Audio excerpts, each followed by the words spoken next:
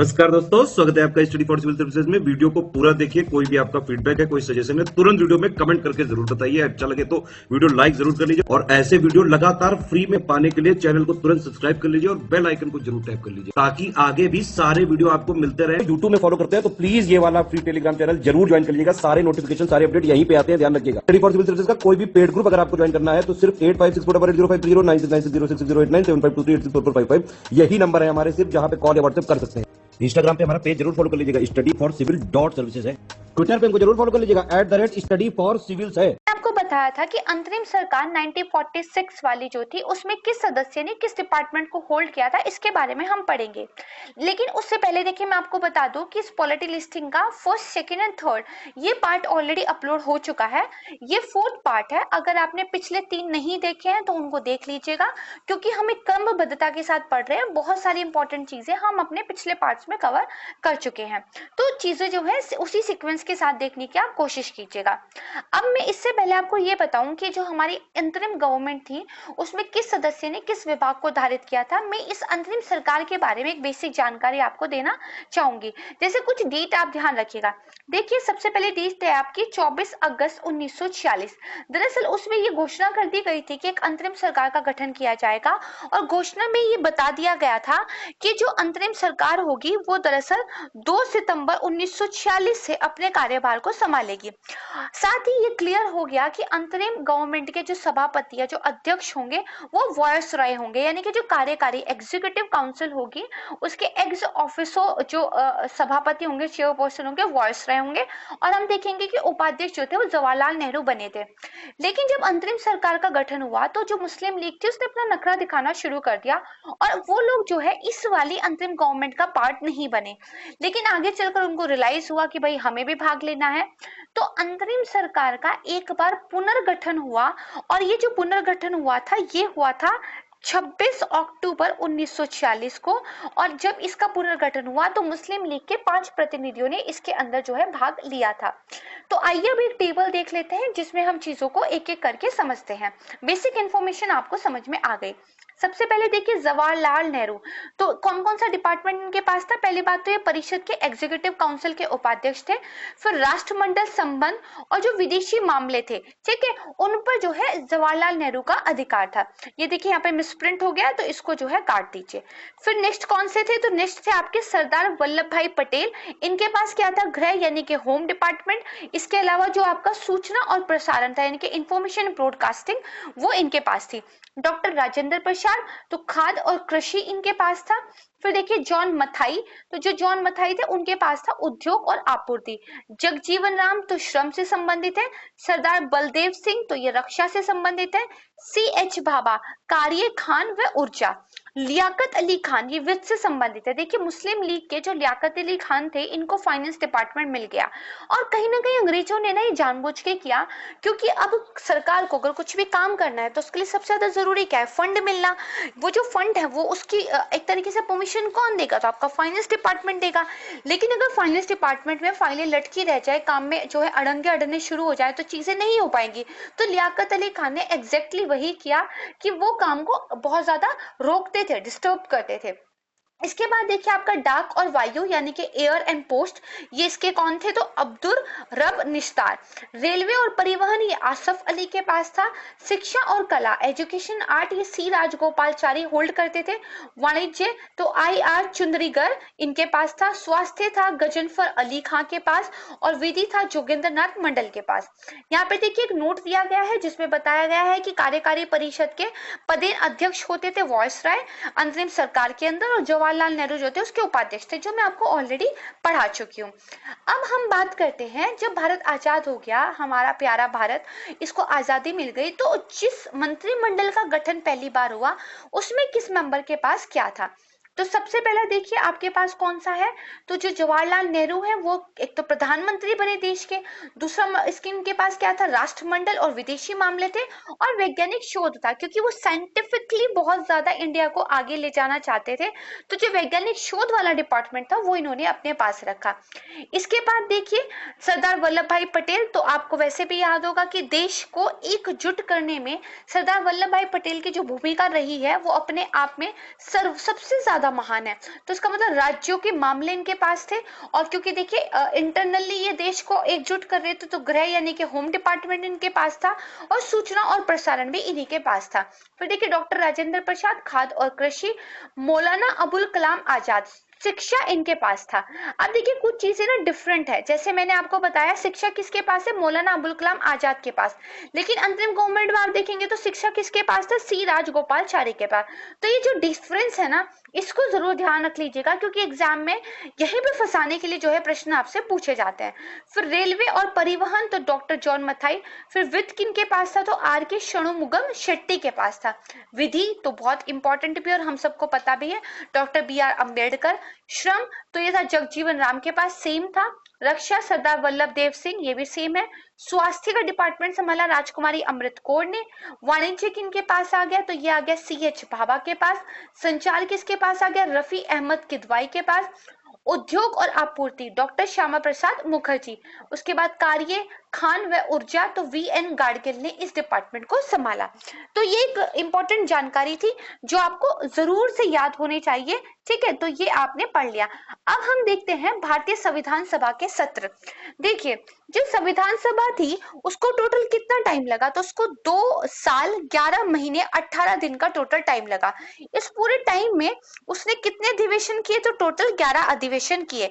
लेकिन 11वें अधिवेशन के अलावा एक अतिरिक्त अधिवेशन भी उन्होंने दरअसल किया, और ये उन्होंने किया कब, ये मैं आपको तब बताऊंगी। पहले मैं आपको ये बता देती हूँ कि जो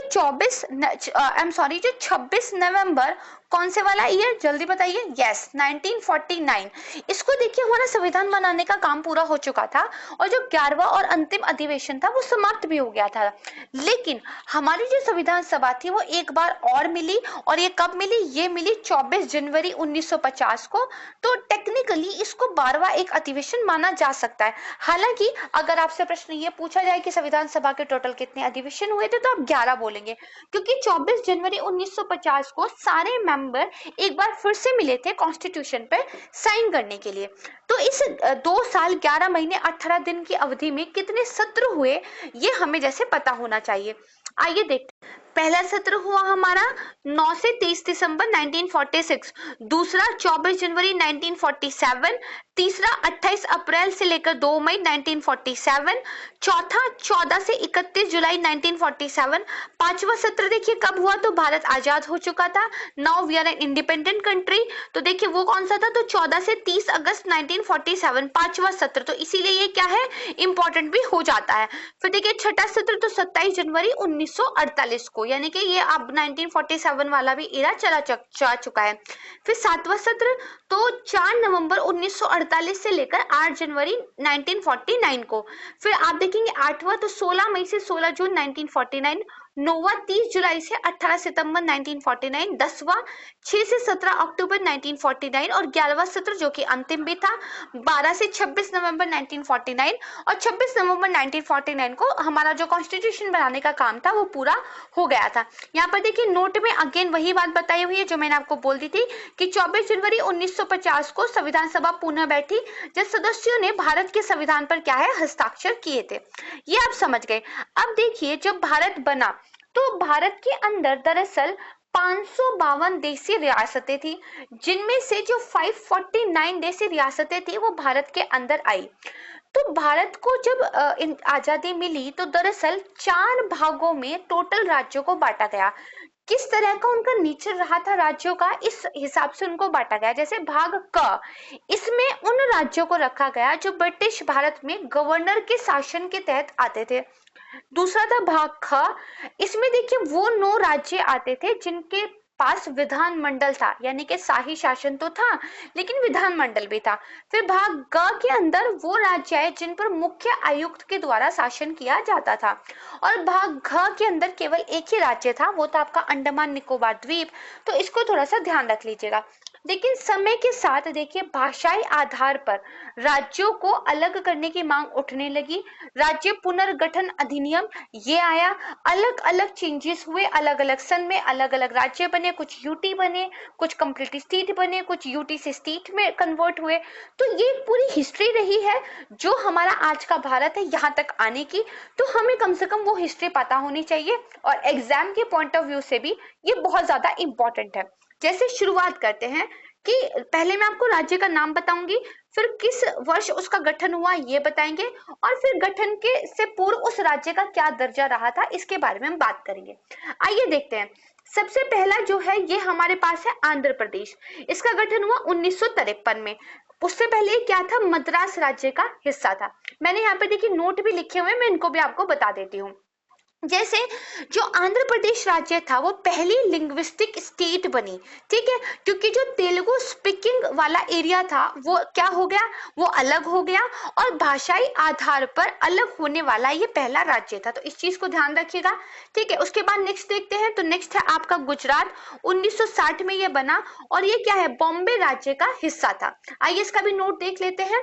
देखिए जो गुजरात स्पीकिंग लोग थे उनको बॉम्बे से अलग करके एक अलग राज्य बना दिया गुजरात, और बाकी का जो पार्ट बना वो किस नाम से जाना जाने लगा, महाराष्ट्र। यानी कि बॉम्बे से 1960 में कौन से दो राज्य निकले, गुजरात और दूसरा कौन सा, तो महाराष्ट्र।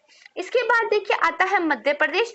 इसका गठन हुआ 1956 में, और उससे पहले जो मध्य प्रांत, बरार का हिस्सा, मकरे की रियासत और जो पूर्वी राज्य एजेंसी की कुछ रियासतें थी वो सारी आती थी, इन सबको ही मिलाकर जो है मध्य प्रदेश बना दिया गया। इसका भी नोट देख लेते हैं। तो देखिए ये जो स्टेट रीऑर्गेनाइजेशन एक्ट 1956 वाला आया था, इसके तहत मध्य प्रदेश एक राज्य के रूप में बना, और इस टाइम पर भारत में 14 राज्य थे और 6 यूनियन टेरिटरीज थी, और मध्य प्रदेश उनमें से एक था, ठीक है। अगर आप चाहें तो जो नोट मैंने साइड में लिखे हुए इनका स्क्रीनशॉट भी ले सकते हैं। इसके बाद बात करते हैं उत्तर प्रदेश की। तो देखिए ये पहले क्या था, संयुक्त प्रांत के नाम से जाना जाता था। कब एक राज्य बन गया, जनवरी 1950 में। फिर देखिए महाराष्ट्र, मैंने आपको बता दिया था कि गुजरात अलग हुआ तो महाराष्ट्र बना, बॉम्बे राज्य का हिस्सा था 1960 में। इसके बाद आता है केरल। तो केरल 1956 में बना, उससे पहले क्या था, त्रावणकोर और कोचीन एक राज्य थे। नागालैंड बना 1963 में, ये क्या है, एक केंद्र शासित प्रदेश बना, यानी कि 1963 में पहले एक यूनियन टेरिटरी बना। उसके बाद हरियाणा, यानी कि 1966 पंजाब का हिस्सा। देखिए जो हमारा ये पंजाब वाला एरिया था, इसमें से जो हिंदी बोलने वाले लोग थे उनका एरिया थोड़ा सा अलग कर दिया गया, तो एक नया राज्य बना जिसका नाम था हरियाणा। बाकी के बचे हुए इससे पंजाब के नाम से जो है जाने गए, ठीक है। इसके अलावा जो चंडीगढ़ है, ठीक है, वो वाली भी एक राजधानी बना दी गई, उसको एक यूनियन टेरिटरी बनाया, और इन दोनों ही राज्यों की उसको राजधानी बना दिया गया। फिर देखिए कर्नाटक की बात करते हैं। तो कर्नाटक 1956 में बना। मैसूर राज्य का गठन हुआ था 1953 में, उसी की सीमा 1956 में फिर बढ़ाई गई, और फिर उसी मैसूर को 1973 में 1973 में कर्नाटक का नाम देखिए दे दिया गया, तो उसको ध्यान रखिएगा। उसके बाद आ जाइए तो हिमाचल प्रदेश 1971 एक यूटी के रूप में बना। मणिपुर और त्रिपुरा 1972 में एक यूटी के रूप में सामने आए। मेघालय तो 1972 में, दरअसल मेघालय को पहले असम राज्य के भीतर एक ऑटोनोमस स्टेट के रूप में दर्जा मिला हुआ था, लेकिन 1972 में फिर इसको असम से अलग करके पूर्ण राज्य का दर्जा दे दिया गया। सिक्किम, तो सिक्किम 1975 में देखिए भारत का एक राज्य बना। दरअसल 1974 तक जो आप कह सकते हैं ये भारत का एक सहयोगी राज्य था, और उससे पहले भारत एक रक्षक, एक प्रोटेक्टर के रूप में रिलेशनशिप सिक्किम के साथ रखता था। तो प्रोटेक्टर के बाद वो क्या बना, भारत का एक सहयोगी राज्य बना। लेकिन फिर एक रेफरेंडम हुआ, एक आप कह सकते हैं जनमत संग्रह हुआ, जिसमें लोगों ने इच्छा जताई कि हम जो है भारत के साथ और ज्यादा क्लोज अपने इश्यू मतलब जो रिलेशनशिप है उनको बना के रखना चाहते हैं। तो फिर 1975 में सिक्किम को एक फुल राज्य का दर्जा मिल गया। इसके बाद देखिए मिजोरम 1987, तो 1972 तक ये असम का जिला रहा था। 1972 से 1987 तक एक केंद्र शासित प्रदेश रहा था, और उसके बाद एक पूर्ण राज्य का दर्जा इसको मिल गया था। अरुणाचल प्रदेश अगेन 1987 में इसको भी केंद्र शासित प्रदेश का दर्जा मिला। देखिए कहीं ना कहीं जो 7 हमारी उत्तर पूर्वी राज्य हैं उनमें से जो 6 हैं वो कहीं ना कहीं असम का ही पार्ट रहे थे हिस्ट्री में, और उनको असम से अलग करके जो है बनाया गया था। गोवा अगेन 1947 एक केंद्र शासित प्रदेश बना। उत्तराखंड, ये देखिए उत्तर प्रदेश राज्य का एक भाग था जिसको पहले संयुक्त प्रांत के नाम से जाना जाता था, ये 2000 में अलग हो गया। छत्तीसगढ़ मध्य प्रदेश का एक भाग था, ये भी 2000 में अलग हो गया। झारखंड ये बिहार का एक हिस्सा था, ये भी 2000 में अलग हो गया। लेटेस्ट की अगर बात करें तो देखिए आंध्र प्रदेश का हिस्सा था तेलंगाना, ये अलग हुआ जून 2014 में। उससे भी ज्यादा लेटेस्ट की बात करें तो देखिए लद्दाख जो कि अक्टूबर 2019 में एक केंद्र शासित प्रदेश बना। उससे पहले ये क्या था, तो जम्मू कश्मीर का एक भाग था। इसके अलावा अक्टूबर 2019 में जम्मू कश्मीर भी एक क्या है, केंद्र शासित प्रदेश बन गया। तो ये तो हमने देखी कि भारत के वर्तमान में जो राज्य हैं वो किस तरीके से जो है शामिल हुए हैं। कुछ पहले यूटी बने, बाद में उनको पूर्ण राज्य का दर्जा मिला, जैसे कि मैंने आपको पहले भी पढ़ाया। अब एक नोट देख लेते हैं। देखिए जो गोवा है और साथ में कौन सा है, गोवा है, पुदुचेरी है, दादरा और नागर हवेली है, साथ में जो सिक्किम है, ये स्वतंत्रता के समय भारत का हिस्सा नहीं थे। गोवा जो है पुर्तगालियों के कब्जे से 1961 में मुक्त हुआ।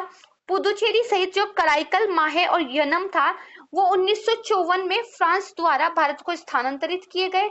और दादर और नगर हवेली 1954 में पुर्तगालियों के कब्जे से मुक्त कराया गया। और सिक्किम देखिए 1974 में भारत का एक हिस्सा बना। तो इस नोट को याद कर लीजिए क्योंकि कई बार आपसे जैसे क्वेश्चन पूछा जा सकता है कि भारत की स्वतंत्रता के टाइम पर ही गोवा क्या है, भारत का एक हिस्सा बन गया था, लेकिन ऐसा नहीं है क्योंकि वो 1961 तक जो पुर्तगाली हैं उनके कब्जे में ही रहा था।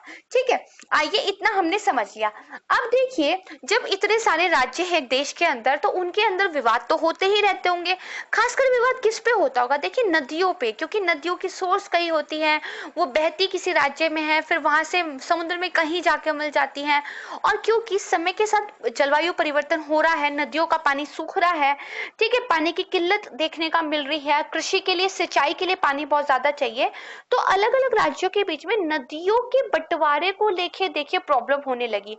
तो कॉन्स्टिट्यूशन में इस चीज को पहले से विजुलाइज कर लिया गया था कि भाई हाँ इस तरह की जो है चीज हो सकती है।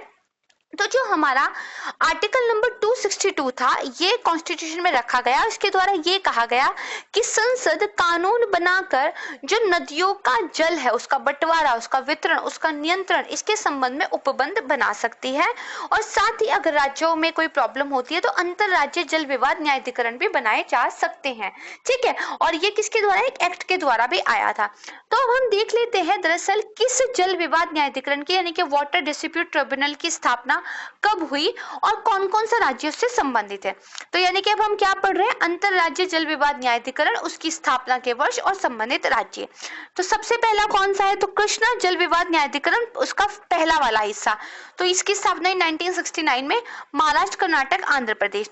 गोदावरी जल विवाद न्यायाधिकरण 1969 में, इसके अंदर कौन कौन है, महाराष्ट्र, कर्नाटक, आंध्र प्रदेश, मध्य प्रदेश और उड़ीसा। फिर देखिए नर्मदा जल विवाद न्यायाधिकरण तो 1969, इसके अंदर है राजस्थान, गुजरात, मध्य प्रदेश, महाराष्ट्र। फिर रावी और व्यास जल डिस्प्यूट ट्राइब्यूनल 1986, इसके अंदर है पंजाब, हरियाणा और राजस्थान, यानी कि ये तीनों राज्य आपस में विवाद में शामिल है।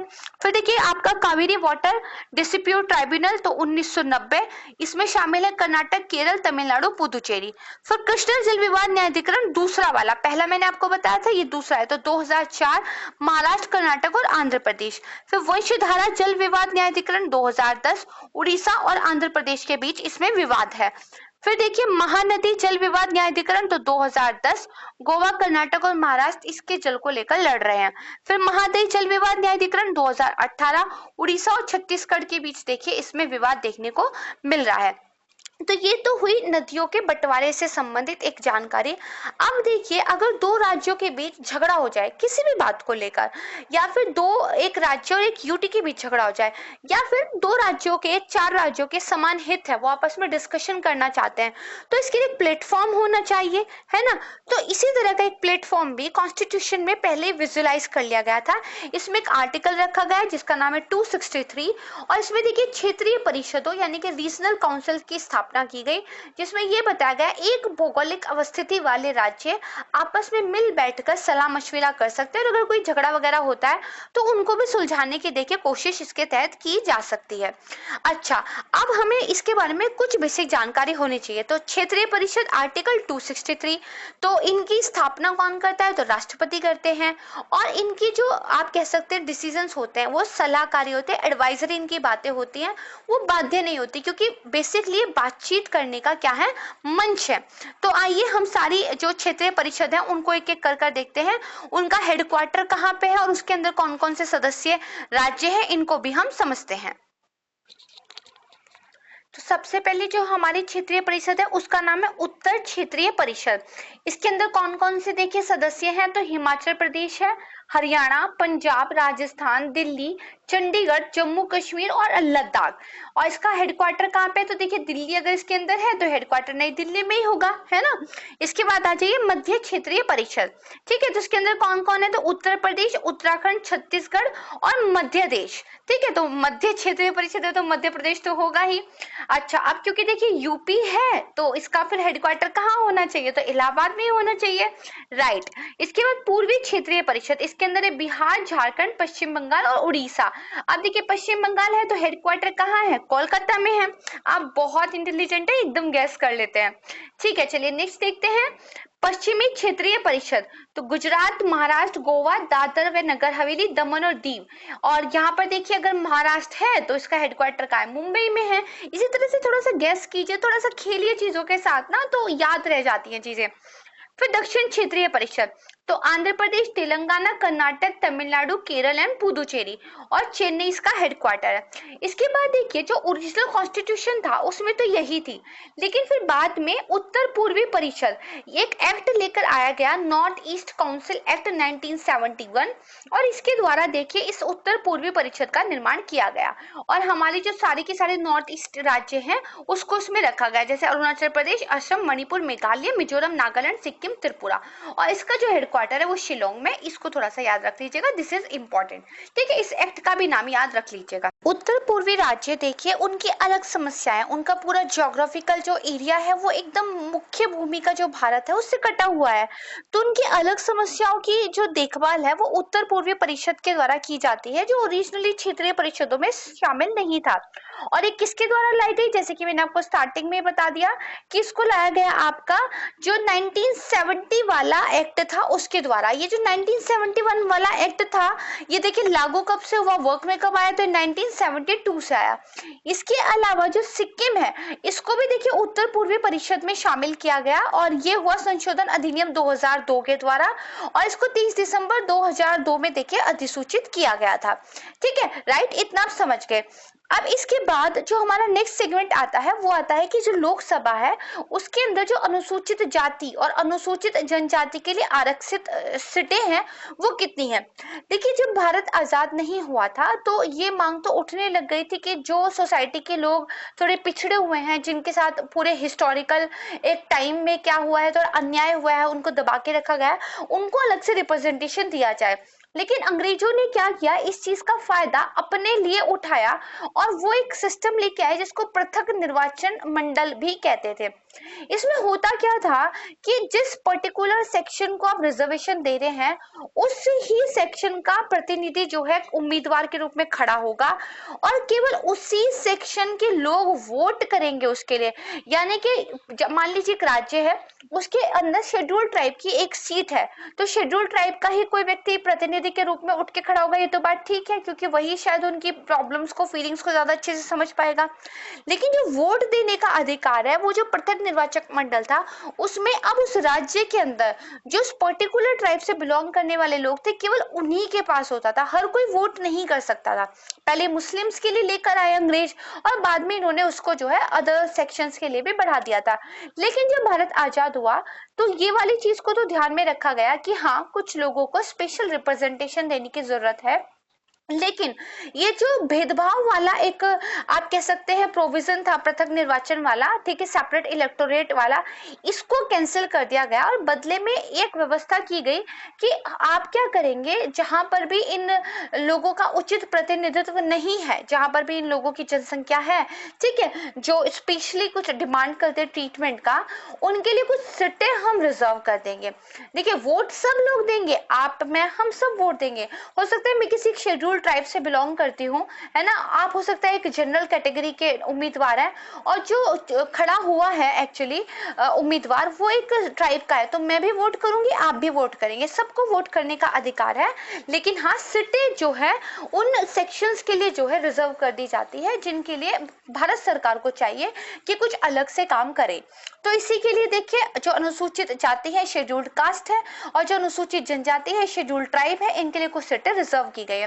अब कई बार प्रश्न पूछ लिया जाता है कि सबसे ज्यादा जो सीटें हैं शेड्यूल्ड कास्ट की वो किस राज्य में देखे हैं, या फिर पूछा जाएगा शेड्यूल्ड ट्राइब के लिए सबसे ज्यादा सीटें कहाँ पर है।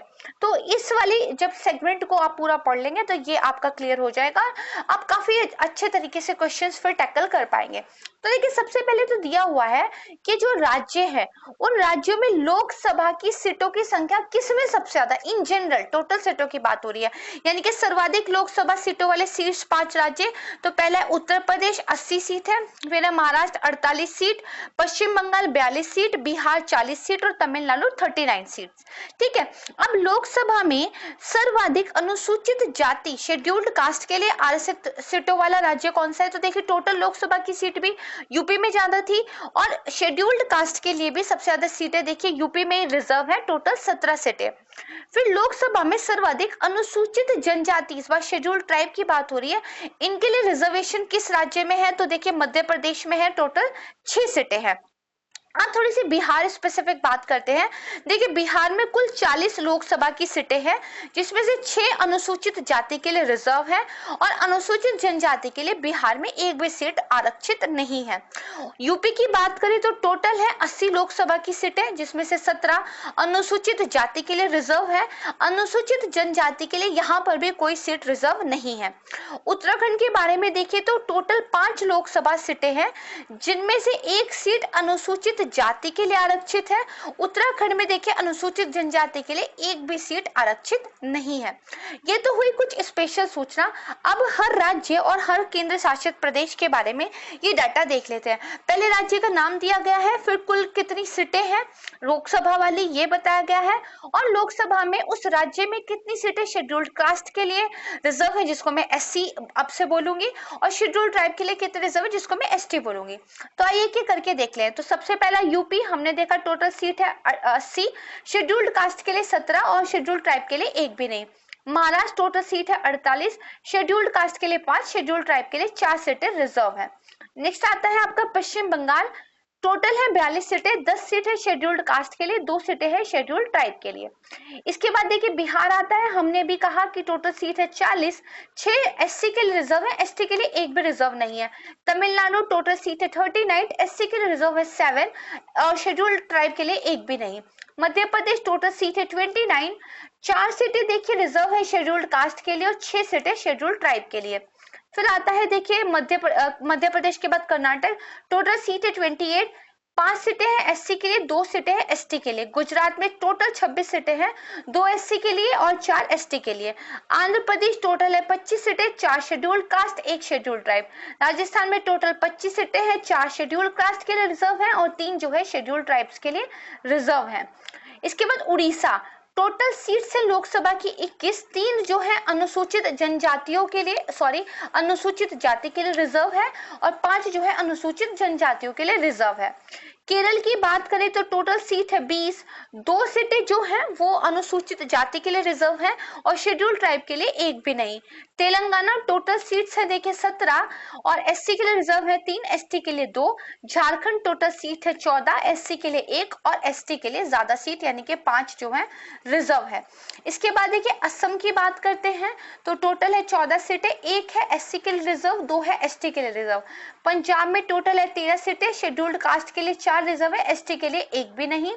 फिर आता है छत्तीसगढ़, टोटल 11 सीटें हैं, एक रिजर्व है देखिए शेड्यूल्ड कास्ट के लिए, 4 रिजर्व है शेड्यूल्ड ट्राइब के लिए।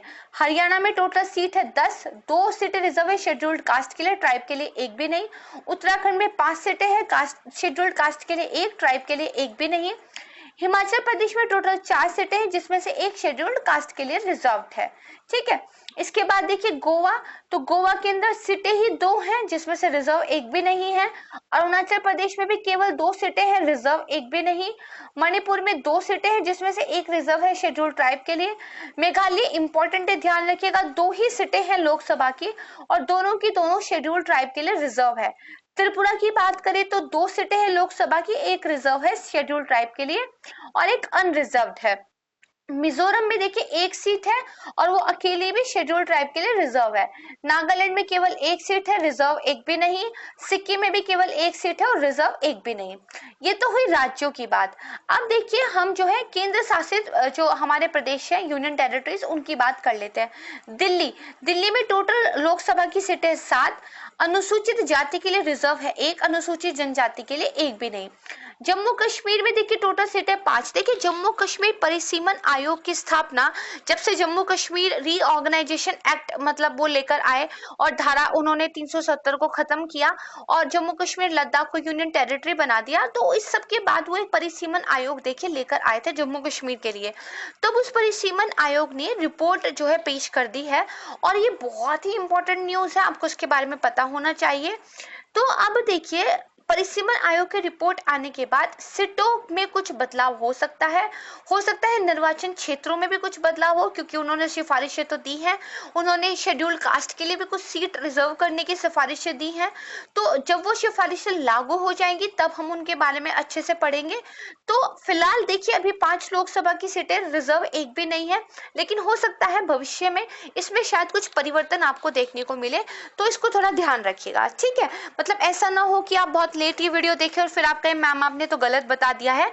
देखिए मेरी टीम बहुत मेहनत करती है कंटेंट प्रिपेयर करने के लिए और एकदम अप टू डेट कंटेंट हम लोगों के लिए बनाया जाता है। जिस डेट को वीडियो बन रही है उस डेट तक का डाटा मेरी टीम की तरफ से पूरी कोशिश की जाती है कि एक्यूरेट रखे, बट ह्यूमन एरर हर जगह पॉसिबल है और हम देखिए उनको रेक्टिफाई भी करते हैं, आपको बता भी देते हैं कि कहाँ कोई समस्या थी। तो इसी तरीके से सपोर्ट के द्वारा ये काम जो है चलता रहता है, गिव एंड टेक ये है।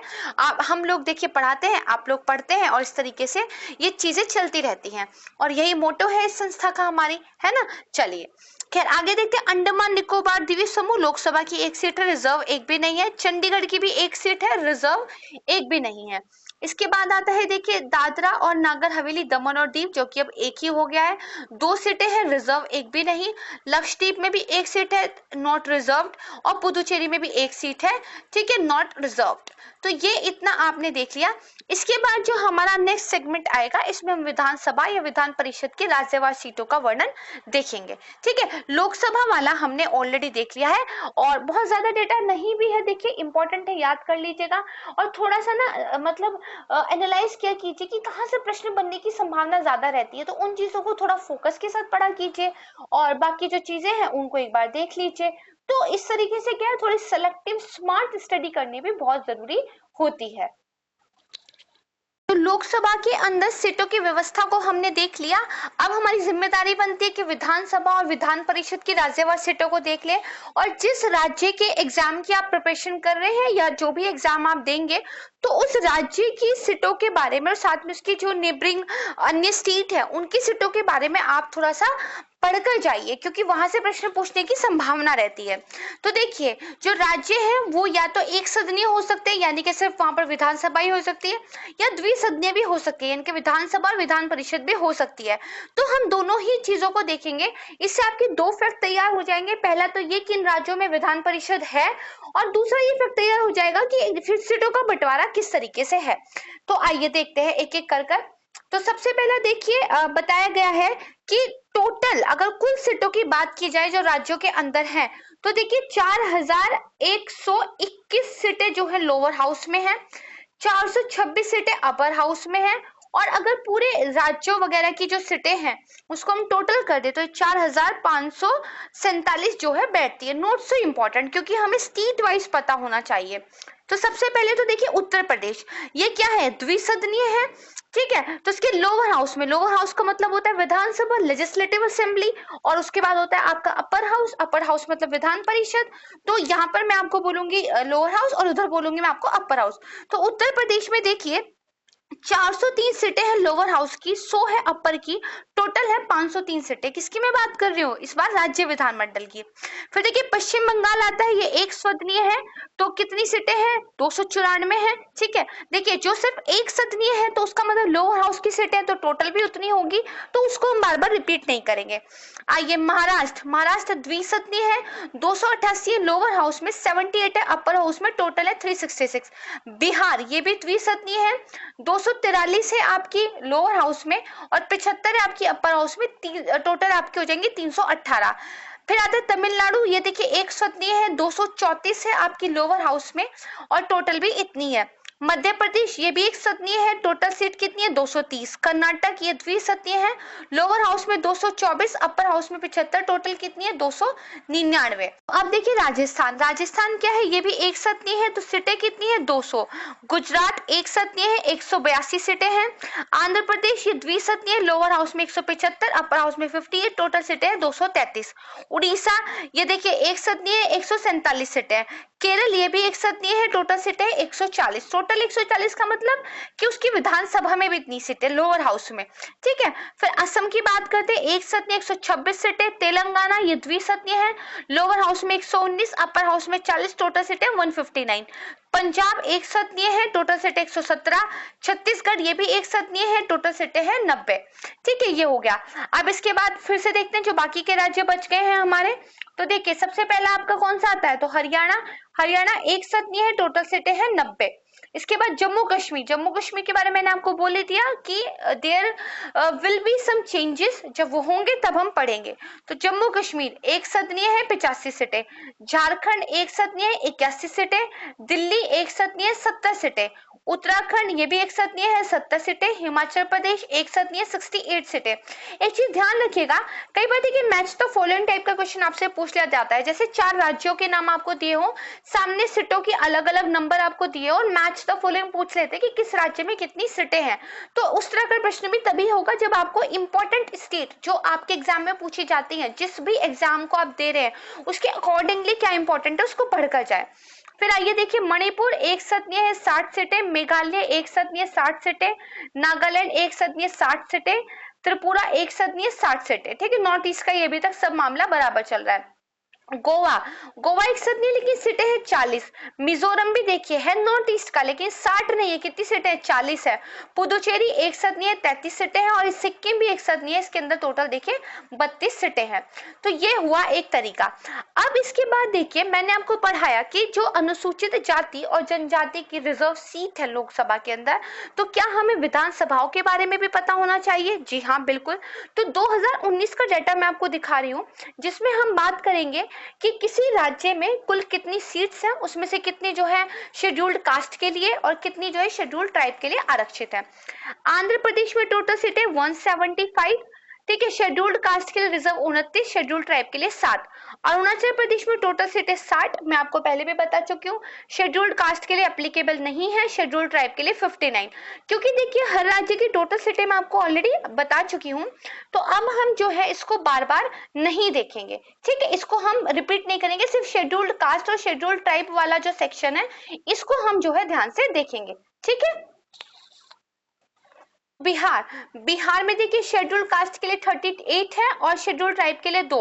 छत्तीसगढ़ में 10 सीट है एससी के लिए और 29 सीट है एसटी के लिए। गोवा में 1 सीट है एससी के लिए, एसटी के लिए नहीं है। गुजरात में एससी के लिए 13 सीटें हैं, एसटी के लिए देखिए 27 है। हरियाणा में तो देखिए 17 सीटें एससी के लिए है, एसटी के लिए सीट्स नहीं है। इसके बाद नेक्स्ट आ जाइए हिमाचल प्रदेश, 17 सीटें एससी के लिए, 3 सीटें एसटी के लिए।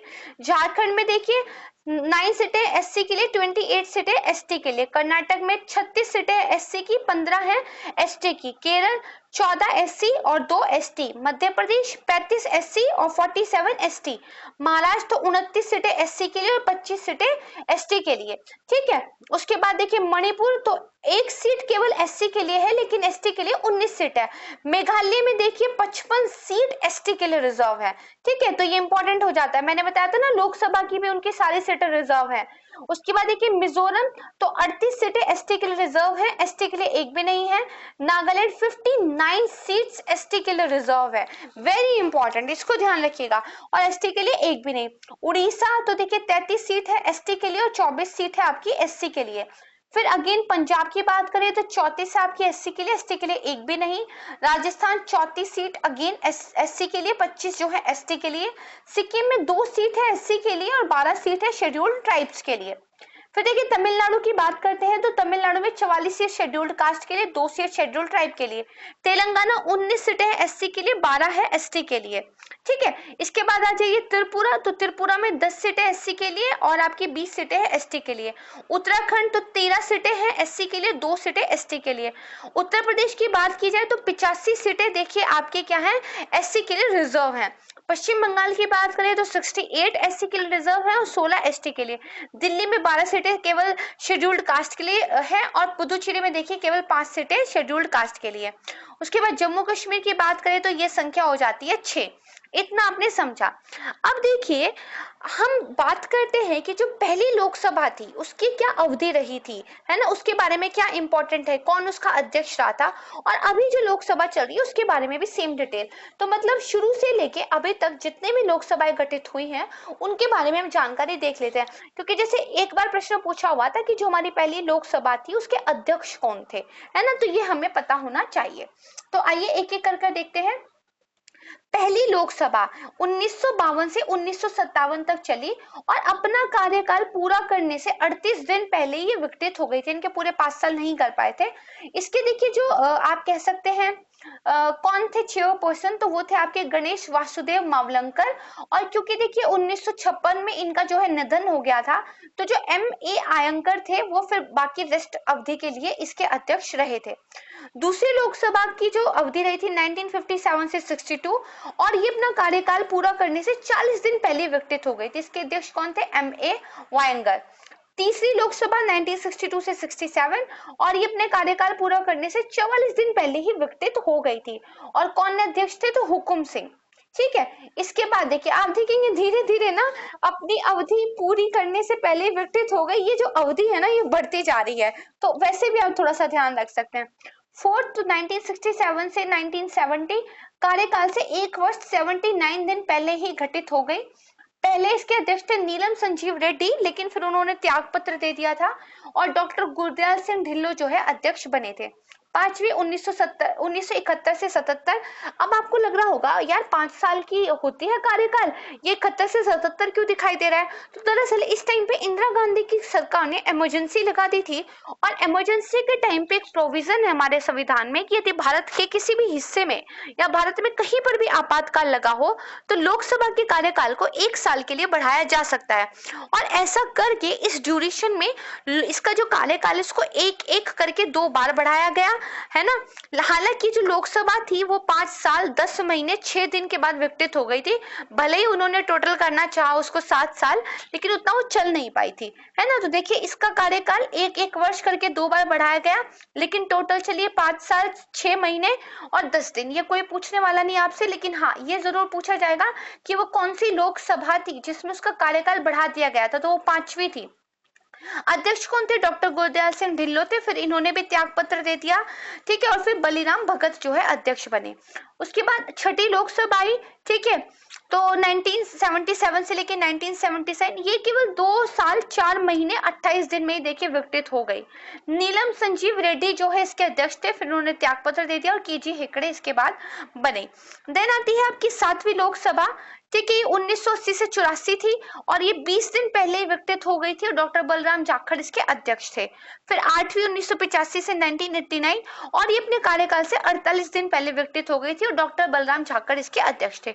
9वीं 1989 से 1991 ये देखिए 1 साल 2 महीने 25 दिन बाद विकसित हो गई थी, चल नहीं पाई थी ज्यादा और रवि राय जो है इसके अध्यक्ष थे। ठीक है, इसके बाद डायरेक्ट आ जाइए आप 11वीं लोकसभा पर। तो 11वीं लोकसभा 1996 से 97 ये 1 साल 2 महीने 13 दिन बाद ही विकसित हो गई थी और इसके कौन थे, तो पीएम संगमा थे। 12वीं तो 1998 से लेकर 1999 1 साल 2 महीने 4 दिन बाद ही विकसित हो गई थी। जीएमसी बाल योगी इसके अध्यक्ष थे। 13वीं लोकसभा 1999 से लेकर 2004 अपने कार्यकाल से 253 दिन पहले ये जो है विकसित हो गई थी। तो जीएमसी बाल योगी इसके जो है अध्यक्ष थे, इनका निधन हो गया तो फिर मनोहर जोशी इसके अध्यक्ष बने। फिर देखिए 14वीं, तो ये पूरी 2004 से 9 चली, सोमनाथ चटर्जी अध्यक्ष थे। 15वीं 2009 से 14 मीरा कुमार अध्यक्ष थी। 16वीं 2014 से 19 सुमित्रा महाजन अध्यक्ष थी और 17वीं जो कि अभी चल रही है 2019 से लेकर वर्तमान जब हम पढ़ाई कर रहे हैं, और ओम बिरला जो है इसके अध्यक्ष थे। ठीक है, इतना आपको पता चल गया। अब इसके बाद देखिए नेक्स्ट जो हमारा सेगमेंट है वो है विभागीय स्थायी समितियां और उनका अधिकार क्षेत्र। तो देखिए जो लोकसभा का काम है वो इतना ज्यादा है कि उसको ना डेलीगेट करना पड़ता है, यानी कि अलग अलग लोगों को काम सौंपना पड़ता है। तो एक व्यवस्था है हमारे कॉन्स्टिट्यूशन में कि लोकसभा के अंदर 2 प्रकार की समितियां होंगी जो लोकसभा के कार्य करने में हेल्प करेगी। एक प्रकार की समिति होती है आपकी स्थायी समिति और दूसरी आपकी जो है वो स्थायी नहीं होती है। तो स्थायी समितियों का नाम से आपको पता चला ये परमानेंट होती है, इनको हर साल या फिर जब जब टाइम हो उसके हिसाब से गठित किया जाता है, निरंतर काम करती रहती है। लेकिन जो आपकी तदर्थ समितियां होती है जो परमानेंट नहीं है, वो देखिए जब तक उनका काम है तब तक रहती है, जैसे ही काम खत्म होता है उनको भंग कर दिया जाता है। अब जो स्थायी समितियां होती हैं ये हमारे इंटरेस्ट का विषय है, क्योंकि इसके अंदर देखिए 5 तरह की बेसिकली रहती हैं जो इंपॉर्टेंट है। एक तो होती है आपकी वित्तीय स्थायी समितियां, दूसरी होती है आपकी विभागीय स्थायी समितियां, डिपार्टमेंटल जो है आपकी स्टैंडिंग कमिटीज, स्थायी समितियों को बोलते हैं स्टैंडिंग कमिटीज। देखिए सरकार की अलग अलग मिनिस्ट्रीज हैं, अलग अलग मिनिस्ट्रीज के अलग अलग मंत्रालय हैं, वो अलग अलग काम करते हैं, अपनी योजनाएं बनाते हैं, बजट सैंक्शन करवाते हैं वित्त मंत्रालय से बजट के द्वारा। ठीक है, पॉलिसीज को लागू करते हैं। ये सारा काम जो होता है इसकी देख रेख इन सारी चीजों में जो डिपार्टमेंटल कमिटीज है वो भी हेल्प करती है। तो जो अलग अलग डिपार्टमेंट है उनके अंदर अलग अलग स्थायी विभागीय समितियां काम करती हैं। आइए अब इनके बारे में डिटेल से देखते हैं। ये मैंने आपको एक बेसिक जानकारी बता दी। तो पहले हम देखेंगे समिति का नाम क्या है और फिर वो किस मंत्रालय विभाग से संबंधित है। तो सबसे पहले देखिए राज्यसभा के अंतर्गत, तो जो लोकसभा है उसके अंतर्गत भी होते हैं और राज्यसभा के यहाँ भी होते हैं, कुछ ज्वाइंट भी होती हैं। ठीक है, तो पहले राज्यसभा देखते हैं। वाणिज्य समिति, वाणिज्य व उद्योग मंत्रालय। ठीक है, फिर गृह मामलों की समिति, तो गृह मंत्रालय और ये उत्तर पूर्व क्षेत्र का विकास भी देखती है। ठीक है, फिर मानव संसाधन विकास समिति, मानव संसाधन विकास, युवा मामले व खेल, महिला और बाल विकास। ठीक है, ये सब इसके क्या आते हैं, ये एक तरीके से इसका अधिकार क्षेत्र आता है। ठीक है, फिर आ जाइए इसके बाद, तो जो आपकी उद्योग समिति, तो भारी उद्योग व सार्वजनिक उद्यम, और फिर आपका सूक्ष्म लघु और मध्यम उद्यम। विज्ञान एवं प्रौद्योगिकी, पर्यावरण एवं वन समिति, तो विज्ञान एवं प्रौद्योगिकी, अंतरिक्ष, भूविज्ञान, परमाणु ऊर्जा, पर्यावरण, वन व जलवायु परिवर्तन। इसके बाद कौन सा आएगा, तो परिवहन, पर्यटन और संस्कृति समिति है। तो इसके अंदर क्या क्या आता है, तो नागरिक उड्डयन, पथ परिवहन तथा राजमार्ग, नौवहन, संस्कृति और पर्यटन। फिर आपके स्वास्थ्य परिवार कल्याण समिति इंपॉर्टेंट है। इसके ये देखिए स्वास्थ्य व परिवार कल्याण मंत्रालय के तहत काम करती है। क्या क्या आता है, तो स्वास्थ्य परिवार का कल्याण आता है, आयुर्वेद, योग और प्राकृतिक चिकित्सक, यूनानी सिद्ध, होम्योपैथी, यानी कि जो आयुष है ये इसके कार्य क्षेत्र में आता है। इसके बाद देखिए कार्मिक लोक परिवाद, विधि और न्याय समिति, तो विधि एवं न्याय, कार्मिक लोक परिवाद, जन शिकायत तथा पेंशन इसके अधिकार क्षेत्र में आते हैं। ये तो थी राज्यसभा से। अब हम बात करते हैं जो लोकसभा के अधीन समितियां हैं। ठीक है, तो कृषि समिति, इसके अंदर क्या क्या आएगा, तो कृषि और किसान का कल्याण, मत्स्य पालन, पशुपालन और दुग्ध का उत्पादन और खाद्य प्रसंस्करण यानी कि फूड प्रोसेसिंग। फिर सूचना प्रौद्योगिकी, तो संचार, इलेक्ट्रॉनिक्स और सूचना प्रौद्योगिकी, सूचना एवं प्रसारण इसके अंदर आता है, लेकिन नाम से भी आप गैस जो है कर सकते हैं। फिर रक्षा समिति, तो रक्षा, ऊर्जा समिति, नवीन और अक्षय ऊर्जा और ऊर्जा। फिर विदेश मामलों की समिति तो विदेश मंत्रालय से संबंधित है। वित्त समिति तो वित्त, कॉर्पोरेट मामले, योजना, सांख्यिकी एवं कार्यक्रम का कार्यान्वयन। फिर खाद्य उपभोक्ता मामले और सार्वजनिक वितरण, तो इसके अंदर उपभोक्ता मामले, खाद्य व जन वितरण ये आता है। श्रम समिति की बात करें तो इसके अधिकार क्षेत्र में है आपका, देखिए, श्रम एवं रोजगार, कौशल विकास और उद्यमशीलता, कपड़ा। ठीक है। पेट्रोलियम और प्राकृतिक गैस समिति तो पेट्रोलियम और प्राकृतिक गैस इसके अधिकार क्षेत्र में आता है। फिर रेलवे समिति तो रेल, नगर विकास समिति आवास और नगरीय मामले, जल संसाधन समिति तो जल शक्ति, रासायनिक और उर्वरक समिति तो रसायन एवं उर्वरक, ग्रामीण विकास समिति तो ग्रामीण विकास पंचायती राज। इसके बाद देखिए कोयला एवं इस्पात समिति, कोयला, खान और इस्पात।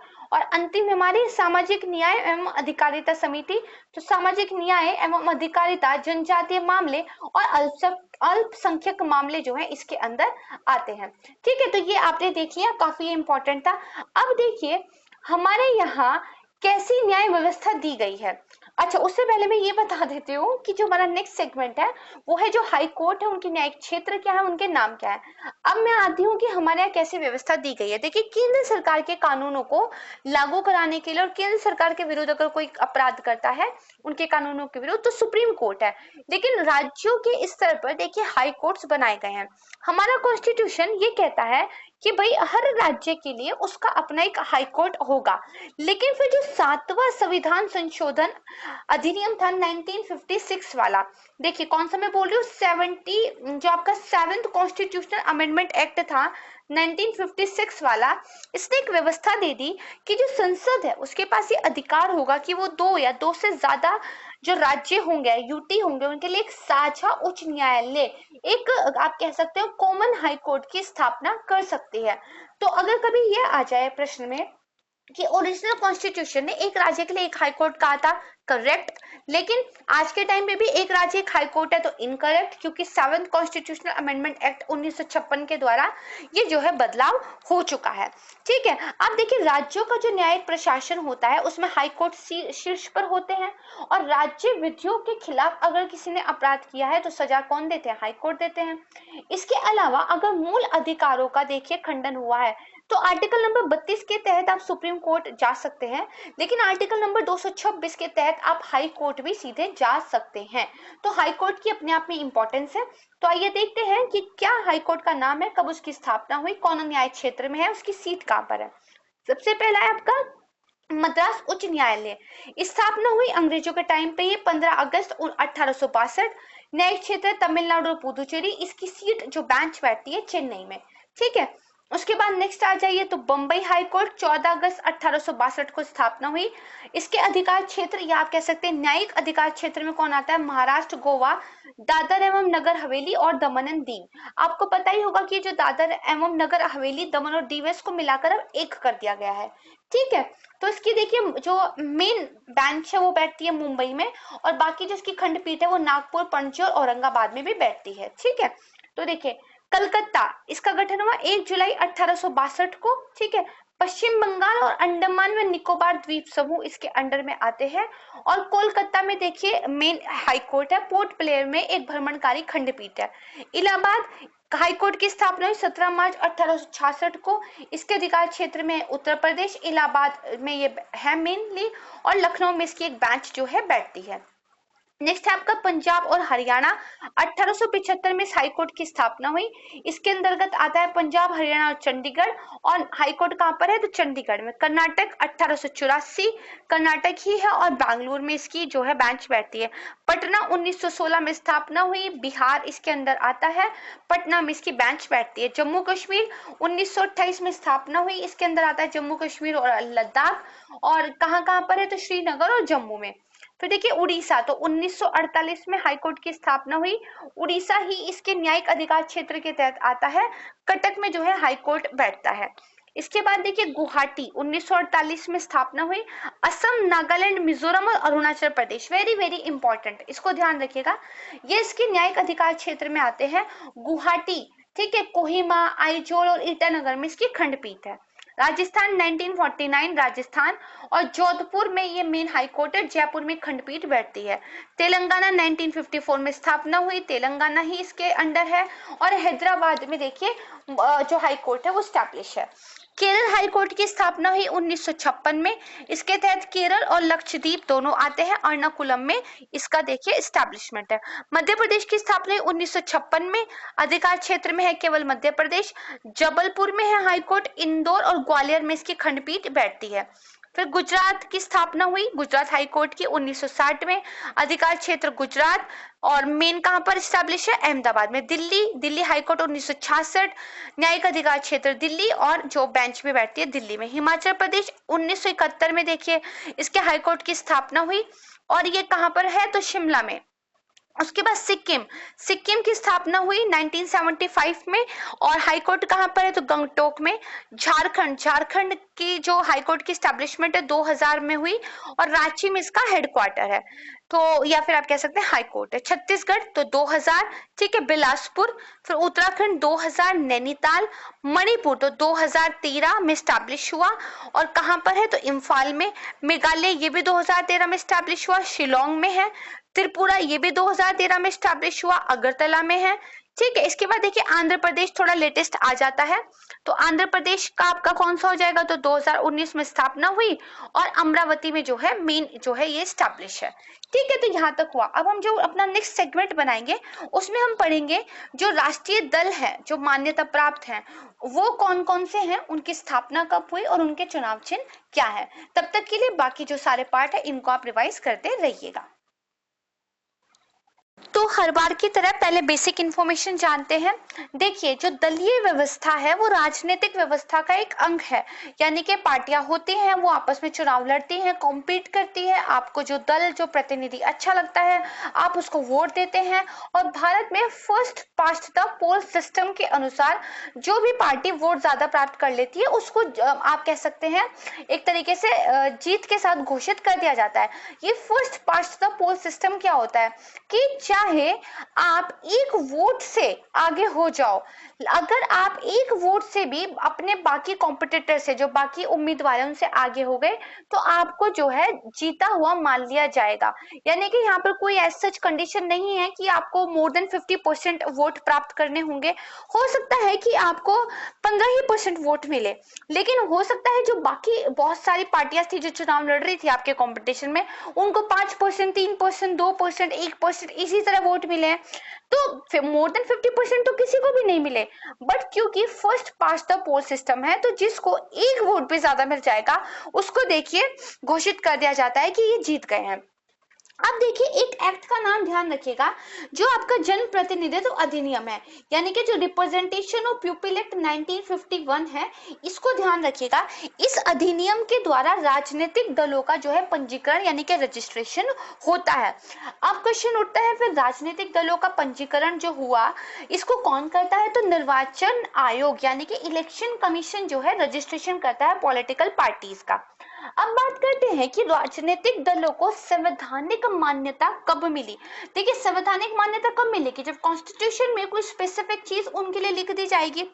तो आपको एक बहुत इंपॉर्टेंट चीज याद रखनी है, जो हमारा 52वां यानी कि 52nd amendment constitution amendment act था, ठीक है, इसके द्वारा देखिए जो राजनीतिक पार्टियां थी उनको आप कह सकते हैं पहली बार 1985 में, कब? 1985 में संवैधानिक मान्यता मिल गई।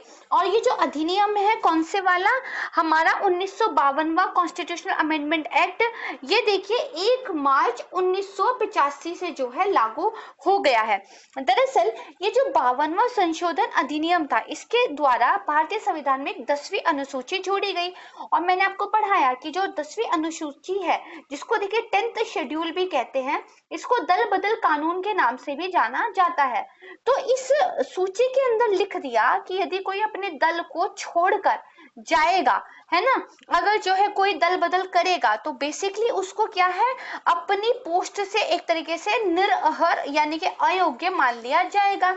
और इसके बारे में जो फैसला लेने का अंतिम अधिकार होगा तो किसके पास होगा? लोकसभा अध्यक्ष या फिर मतलब जो भी सदन के चेयरपर्सन है उनके पास होगा। और ये वो किसके मदद से करेंगे? इलेक्शन कमीशन की सहायता से करेंगे। तो देखिए ऐसे लिंक, मतलब मैं एक लाइन बोल रही हूँ उसी से लिंक करके फिर मैं दूसरी लाइन बोल रही हूँ, तो ऐसे लिंक करके आपको पढ़ना है। खैर बात ये आती है कि जो 52 52वां संविधान संशोधन अधिनियम है, ये आपके लिए बहुत इंपॉर्टेंट है क्योंकि इसके द्वारा कॉन्स्टिट्यूशन में 10वीं अनुसूची जोड़ी गई, जिसको दल बदल का कानून भी कहते हैं। और इसी के द्वारा जो दल थे उनको संवैधानिक दर्जा प्राप्त हो गया। और ये लागू कब से हुआ? तो ये 1 मार्च 1985 से जो है लागू हुआ। अब देखिए, जो अलग अलग पॉलिटिकल पार्टीज हैं, कौन बताएगा कि वो राज्य स्तर की है या राष्ट्रीय स्तर की है, क्षेत्रीय स्तर की है? तो दरअसल ये जो अधिकार है ये निर्वाचन आयोग को ही है।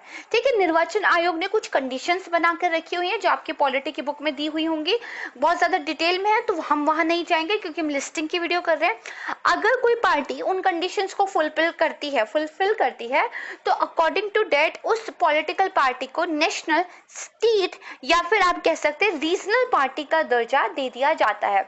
अच्छा, ये बात हुई। अब आपको स्क्रीन पे दिख रहा होगा कि एक चीज दिखाई दे रही है, चुनाव चिन्ह। तो ये चुनाव चिन्ह कौन देता है पॉलिटिकल पार्टीज को? तो देखिए, चुनाव चिन्ह का बंटवारा भी इलेक्शन कमीशन ही करता है। उसके पास एक पूरा भंडार होता है, ठीक है, जिसमें से वो जो है पॉलिटिकल पार्टीज को सिंबल देता है। जो राष्ट्रीय दल की जो राष्ट्रीय पॉलिटिकल पार्टीज होती है ना, उनका जो चुनाव चिन्ह है वो और किसी को डिस्ट्रीब्यूट नहीं किया जा सकता। ठीक है, यानी कि पूरे देश में वो एकमात्र उन्हीं के पास होगा। जैसे कांग्रेस का सिंबल है, जैसे भाजपा का सिंबल है ना। जो बाकी लोकल वाली पार्टीज होती है उनका चुनाव चिन्ह उस रीजन में तो केवल उन्हीं के पास होगा जिसको मिला है, लेकिन किसी दूसरे रीजन में वो किसी और के पास भी हो सकता है, क्योंकि यहाँ पे रीजनल लेवल की बात हो रही है। ठीक है। अच्छा, अब एक और बात आपको यहाँ पे क्वेश्चन आना चाहिए कि मैम जो पॉलिटिकल पार्टीज है, कभी अगर उनमें फूट पड़ जाए, दल बदल वाला इश्यू हो जाए या फिर मतलब कुछ और प्रॉब्लम, या फिर हो सकता है एक पार्टी में फूट पड़ गई। अब लड़ाई इस बात की है कि जो चुनाव चिन्ह है भाई आखिरकार वो कौन रखेगा। तो इस सब का फैसला भी इलेक्शन कमीशन, आपका निर्वाचन आयोग ही करता है। वो एक न्याय निर्णय जो है इस मामले में देता है। जैसे अभी कुछ सालों पहले सपा के अंदर इस तरह का मामला देखने को मिला था, तो जो हमारा इलेक्शन कमीशन था उसी के पास वो लोग गए थे कि भाई हम पार्टी अलग कर रहे हैं और ये चुनाव चिन्ह किसका होगा। हालांकि बाद में उन्होंने आपस में बैठ के चाय कॉफी पी और वो उन्होंने चीजें जो है मान ली। तो जितना भी मैंने आपको बताया, इस सारी इंफॉर्मेशन को ध्यान रखना है। अगर एक बार में मान लीजिए मैं आपको समझा पाने में सफल नहीं हुई हूँ तो वापस से जाइए वीडियो पे, फिर से इसको पूरा सुनिए और चाहे तो नोट्स बना लीजिए। अदरवाइज नोट्स में ये आपके पहले से होता है, आपको बस ये क्या है याद रखना है। ठीक है, ये चीजें हो गई। अब मैं थोड़ा सा और फैक्ट आपको बता देती हूँ।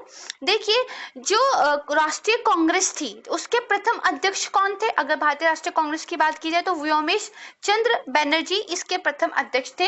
कब इसकी स्थापना हुई? तो 1885 में हुई। मैं आपको सिर्फ कांग्रेस के बारे में क्यों बता रही हूँ? क्या मैं उनको सपोर्ट करती हूँ या मेरा भाजपा से कोई दुराव है? जी नहीं, ऐसा बिल्कुल नहीं है, क्योंकि हमारी स्वतंत्रता के टाइम से यही एक ऐसा राजनीतिक दल है जो बहुत ज्यादा इंपॉर्टेंट रहा था, तो हमें इसके बारे में जो है पता होना चाहिए। अगर बात की जाए भारतीय जनता पार्टी की, आप गुस्सा ना हो जाए मुझसे तो मैं दोनों का बता देती हूँ, तो उसके अध्यक्ष थे अटल बिहारी वाजपेयी और भारतीय जनता पार्टी का गठन 1980 में हुआ था। एक है इंडिपेंडेंट लेबर पार्टी, इसकी स्थापना देखिए बी.आर. अंबेडकर ने 1936 में की थी। एक फिर आती है आपकी भारतीय कम्युनिस्ट पार्टी सीपीआई, इसकी स्थापना देखिए 1920 में हुई थी और जो सीपीएम है उसकी स्थापना 1964 में हुई थी। ये मैंने फैक्ट आपको इसलिए बताए हैं अलग से, हालांकि मैं अभी आपको पढ़ाऊंगी क्योंकि ये एग्जाम में पूछे गए हैं। ठीक है, तो आपको अच्छा एक फैक्ट देखिए इस तरह का याद कर लीजिएगा कि अगर कोई राज्य स्तर का दल है, ठीक है, अगर कम से कम वो क्या कर लेता है, 4 राज्यों में एक राज्य स्तर के दल का दर्जा प्राप्त कर लेता है, तो उसको राष्ट्रीय दल के रूप में भी घोषित कर दिया जाएगा। अच्छा, मैं काम करती हूँ कि राष्ट्रीय दल के रूप में क्या कब घोषित किया जाता है, क्या उसकी कंडीशंस हैं, ये मैं आपको एक बार बता ही देती हूँ। ठीक है, देखिए, किसी राजनीतिक दल को निर्वाचन आयोग के द्वारा तभी स्वीकृति मिलती है जब 3 शर्तों में से किसी एक शर्त को वो पूरी करता है। पहली शर्त क्या है कि देखिए, उस राजनीतिक दल के द्वारा किन्हीं 4 या अधिक राज्यों में जो पिछले लोकसभा या राज्यों के विधानसभाओं के चुनाव हुए थे उनमें वैलिड मतों का कम से कम 6% मिला हो और साथ ही साथ उन्हें कम से कम 4 लोकसभा की सीटें मिली हो। अगर वो शर्त को पूरा करते हैं तो उनको जो है एक नेशनल पार्टी के रूप में घोषित कर दिया जाता है। अगर वो ऐसा नहीं करते हैं तो उस दल को लोकसभा की कुल सदस्य संख्या जितनी भी है उसकी कम से कम 2% सीटें प्राप्त हुई हो, या फिर सदस्य कम से कम जो है उसके, या फिर नहीं प्लस में आएगा, ये मैं फिर से रिपीट कर देती हूँ कि लोकसभा की कुल सदस्य संख्या की कम से कम 2% सीटें मिली हो, और साथ ही सदस्य जो चुने गए हैं वो कम से कम अलग अलग 3 राज्यों से चुने गए हों। और सबसे आसान तरीका है कि नेशनल पार्टी बनने का, अगर 4 राज्यों में आपको राज्य स्तरीय दल के रूप में मान्यता मिल गई तो आपको एक नेशनल पार्टी जो है घोषित कर दिया जाता है। तो ये कुछ फंडामेंटल इंफॉर्मेशन थी जो आपको पता होनी चाहिए थी। आइए अब हम अपनी लिस्टिंग वाली वीडियो की तरफ चलते हैं, क्योंकि फाइनली जानने तो हमें इसमें फैक्ट ही है। सबसे पहले देखिए किस पार्टी का नाम आया है, तो बसपा बहुजन समाज पार्टी। ठीक है, इसकी स्थापना कब हुई, तो 14 अप्रैल को हुई। इसके संस्थापक थे काशीराम और राष्ट्रीय अध्यक्ष इसकी कुमारी मायावती, और चुनाव चिन्ह इसका हाथी यानी कि एलिफेंट।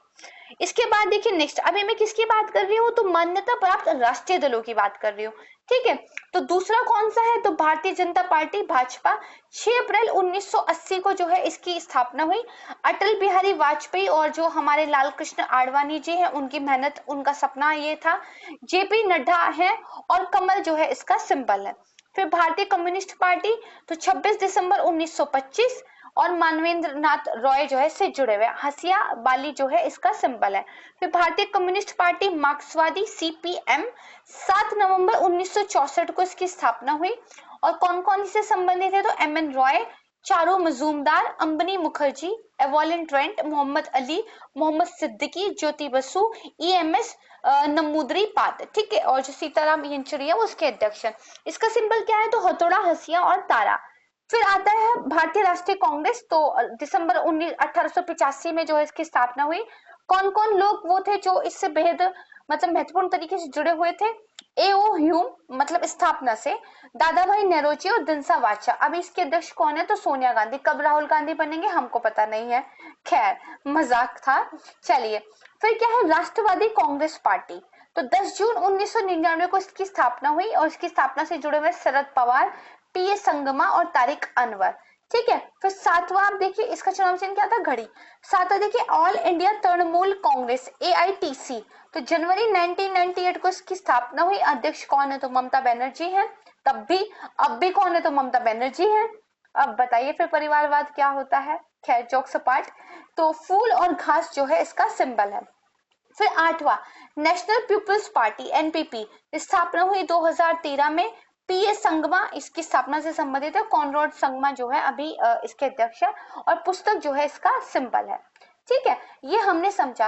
अब देखिए हमारा जो अगला सेगमेंट है वो है भारत के राष्ट्रपति, उपराष्ट्रपति और प्रधानमंत्री के नाम और उनका कार्यकाल क्या रहा है।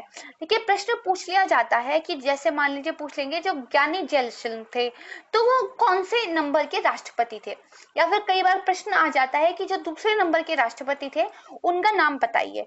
तो कार्यकाल अगर आपको नहीं भी याद है और सिर्फ बहुत ज्यादा इंपॉर्टेंट जो नाम है बस उनका ही याद है तो भी चल जाएगा, बट कम से कम जो क्रम संख्या जो नाम है वो आप एटलीस्ट याद कर लीजिएगा।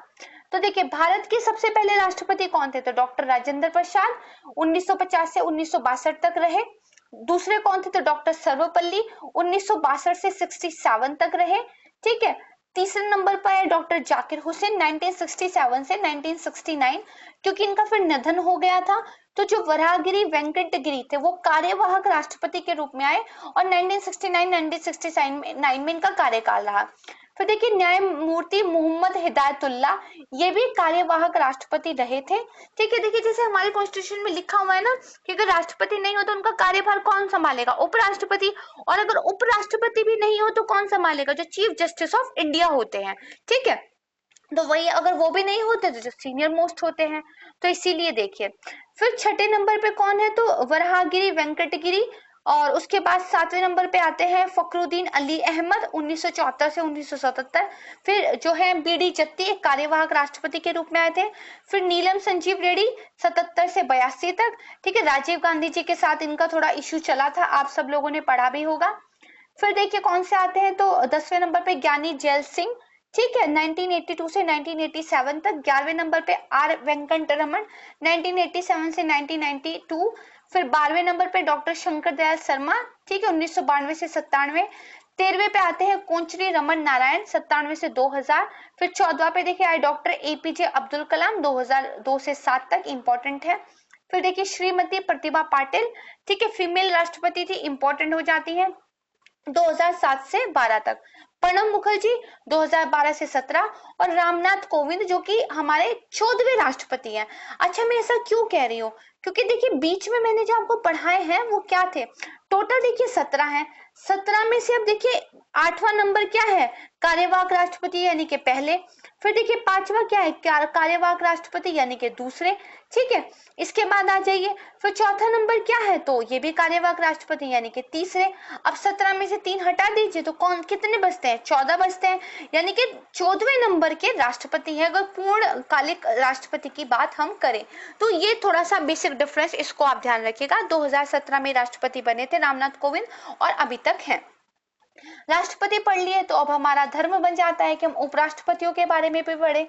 तो भारत के पहले उपराष्ट्रपति कौन थे, तो डॉक्टर सर्वपल्ली राधाकृष्णन 1952 से 62 तक इनका कार्यकाल रहा था।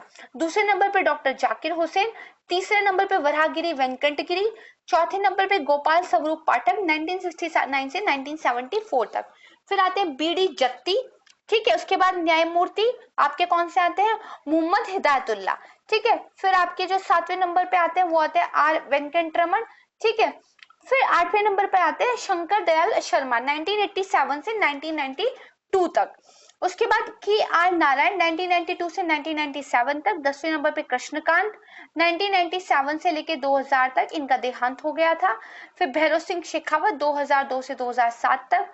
मोहम्मद हामिद अंसारी 2007 से 2012 तक। फिर मोहम्मद हामिद 2012 से 17, ठीक है।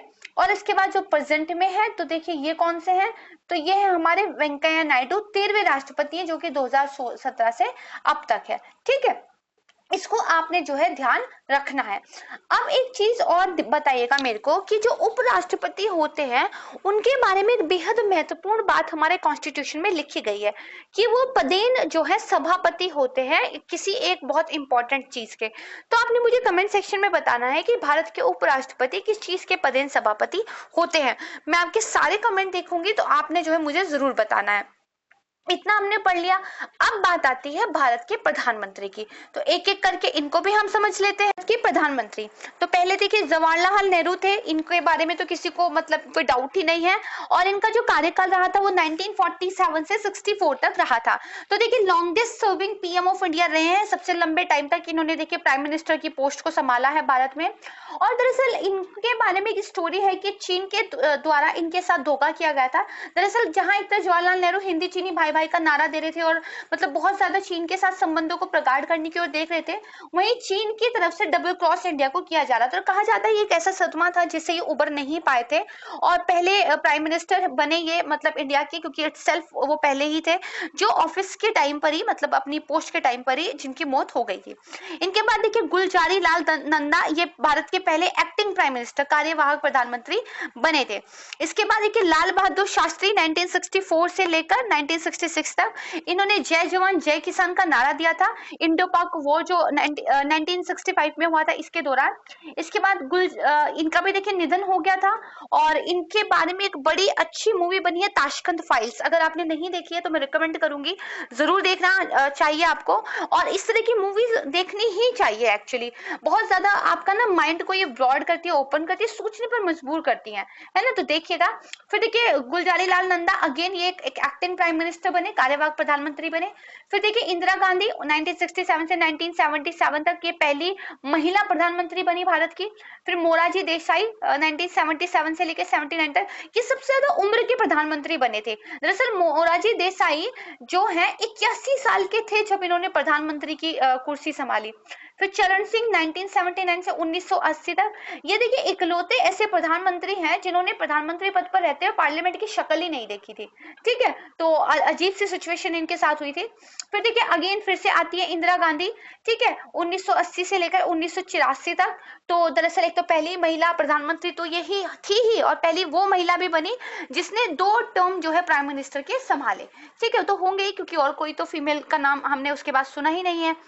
इसके बाद देखिए आते हैं आपके, तो राजीव गांधी 1984 से 89, ये यंगेस्ट पीएम बने थे, यानी कि 40 साल की उम्र में ही प्रधानमंत्री बन गए थे। इसके बाद आते हैं विश्वनाथ प्रताप सिंह, ठीक है, 1989 से 1990, ये पहले पीएम थे जिनके खिलाफ नो कॉन्फिडेंस मोशन का जब वोट हुआ तो उसके बाद ये जो है स्टेप डाउन हो गए थे, ठीक है, उतर आए थे अपनी कुर्सी से। फिर देखिए चंद्रशेखर 1990 से 91, ये जो चंद्रशेखर थे समाजवादी जनता पार्टी से बिलोंग करते थे। इसके बाद 12वें नंबर पे देखिए पीवी नरसिम्हा राव आते हैं 1991 से 96 तक, ये पहले एक्चुअली ऐसे प्राइम मिनिस्टर थे जो साउथ इंडिया से आते थे। फिर अटल बिहारी वाजपेयी हैं, सबसे शॉर्ट टर्म के लिए ये देखिए प्रधानमंत्री रहे थे, केवल 16 दिनों के लिए। 14th नंबर पे फिर आते हैं एचडी देवगौड़ा, ये जनता दल से बिलोंग करते थे। फिर आते हैं इंद्र कुमार गुजराल, ये पहले नॉन कांग्रेस पीएम थे जिन्होंने अपना full term as a PM complete किया था, ठीक है, तो कई बार क्वेश्चन बन जाता है, इसको थोड़ा सा ध्यान रख लीजिएगा। उसके बाद देखिए आए आपके कौन से, अगेन आपके अटल बिहारी वाजपेयी आए, ठीक है। अच्छा यहाँ पे थोड़ा सा कंफ्यूजन हो गया है, उसको दूर कर लेते हैं। हो गया था कि मैंने इंद्र कुमार गुजराल जो कि 1997 से 1998 तक रहे थे, इनके बारे में बोल दिया कि पहले रहे कांग्रेस के बाद वाले जिन्होंने 5 साल का टर्म पूरा किया। एक्चुअली ये नहीं थे, वो तो देख के भी पता चला, ये तो रहे सिर्फ 1 साल थे, वो अटल बिहारी वाजपेयी थे 1998 से लेकर 1999 तक। इनके बारे में देखिए ये फैक्ट है कि ये पहले नॉन कांग्रेस पीएम थे जिन्होंने एक पीएम के रूप में अपना फुल टर्म जो है कंप्लीट किया था। तो आई एम सॉरी, मुझसे थोड़ा सा चूक हो गई है यहाँ पर, इसको प्लीज रेक्टिफाई कर लीजिएगा, ठीक है। इसके बाद देखिए 17वें फिर अटल बिहारी वाजपेयी बने 99 से 2014। फिर डॉक्टर मनमोहन सिंह 2004 से 9, ये पहले सिख प्रधानमंत्री बने, फिर सेकंड टर्म इनका आया 2009 से 14। फिर नरेंद्र मोदी आते हैं 2014 से 2019 तक, ठीक है। ये एक्चुअली चौथे ऐसे प्राइम मिनिस्टर हैं जिन्होंने एक्चुअली अपना टर्म पूरा किया है। और फिर नरेंद्र मोदी 2019 से अब तक अगेन हमारे प्रधानमंत्री हैं, ये 14वें जो है प्रधानमंत्री हैं, ठीक है। तो जो एक्टिव प्राइम मिनिस्टर है उनको आप निकाल देंगे, रिपीटेटिव को अगर आप निकाल देंगे तो ये जो है आपके 14वें नंबर के प्रधानमंत्री है, तो इसको थोड़ा सा ध्यान रख लीजिएगा। ये हो गया। अब देखिए प्रधानमंत्री देखे हैं तो उप प्रधानमंत्री के बारे में भी देख लेते हैं, और फिर ये वाला सेगमेंट हम खत्म करेंगे। अगले सेगमेंट में फिर लोकसभा के अध्यक्ष के बारे में हम पढ़ेंगे। तो देखिए पहले उप प्रधानमंत्री थे सरदार वल्लभ भाई पटेल 1947 से 1950, मोरारजी देसाई 1967 से 1969, चरण सिंह और जगजीवन राम 1977 से 1979, वाईवी चावड़ 1979 से 1980, 5वें नंबर और 6ठे नंबर दोनों पे देवीलाल थे, और फिर लाल कृष्ण आडवाणी थे 2002 से लेकर 2004 तक। देखिए जो उप प्रधानमंत्री होते हैं वो कई बार पॉलिटिकल रीजंस की वजह से अपॉइंट किए जाते हैं, ठीक है। जब एक सेकंड मोस्ट इंपॉर्टेंट व्यक्ति होता है जिनकी आकांक्षा तो होती है प्रधानमंत्री बनने की, लेकिन वो नहीं होते हैं तो उनको उप प्रधानमंत्री की पोस्ट दे दी जाती है। हालांकि जो सरदार वल्लभ भाई पटेल जी का केस है उनके बारे में नहीं कहा जा सकता, वो अपने आप में बहुत महत्वपूर्ण शख्सियत थे, इंपॉर्टेंट थे, और देश के लिए उनका योगदान कभी भूला नहीं जा सकता है। तो अगर उनको छोड़ दिया जाए तो बाकी जो भी उप प्रधानमंत्री नियुक्त किए गए हैं उसमें से भी जो दूसरे नंबर से लेकर 6ठे नंबर तक के हैं इंक्लूडेड 7, वो देखिए पॉलिटिकल रीजंस की वजह से बने थे। तो उप प्रधानमंत्री मतलब नॉट सो इंपॉर्टेंट पोस्ट, तो अगेन एग्जाम में क्वेश्चन भी उतना खास नहीं बनता है, लेकिन हाँ प्राइम मिनिस्टर और हमने जो प्रेसिडेंट और उपराष्ट्रपति ये पढ़े हैं, यहाँ से क्वेश्चंस बनने की संभावना रहती है, तो इनको जो है रिवाइज कर लीजिएगा। लिस्टिंग की वीडियो है, जितना बार रिवाइज करेंगे उतना बेहतर जो है आपकी चीजें तैयार होंगी। तो अभी हम यहाँ पे एक ब्रेक लेते हैं और नेक्स्ट सेगमेंट लोकसभा के अध्यक्ष, इससे हम जो है शुरुआत करेंगे।